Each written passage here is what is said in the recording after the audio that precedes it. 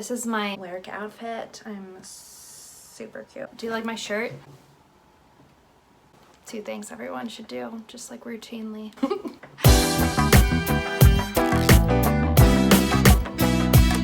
I'm back! What? For a while there, I just didn't know what I wanted to do, but I got a little inspired this week because a lot of you guys know this, but to those of you who don't, I moved in March and I moved into a studio of my own. So exciting. I did a frame wall in my last place and a lot of people commented on it as I was moving out and said how cool it was. I'm going to do it in my new place, kind of centered around a fireplace. Yes, I did. I bought a fireplace. But that's a story for another video. Let's get started.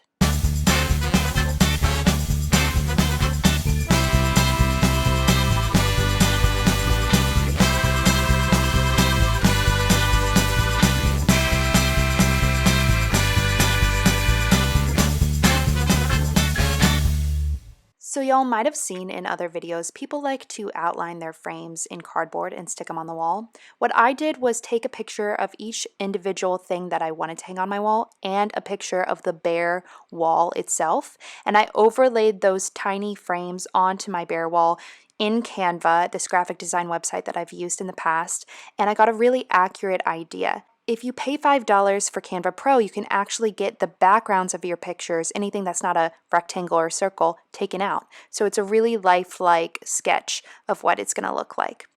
Apart from choosing my color palette and rotating between big and small and rectangular and circular frames, I realized that I really needed to find the studs in the wall. We live in earthquake country out in California, and I did not want everything to fall down. So studs are usually 16 inches, but they can be 24 inches apart. So I went out and bought a standard stud finder at Home Depot. This one actually finds the edges of the stud, which I liked because I could see exactly between what marks to screw in my hardware. Remember, save the studs for the heavier stuff. Lighter frames can be nailed into the wall or command stripped. Always be 2 frames ahead in your mind as you hang your frames. That way you won't run into as many spacing issues.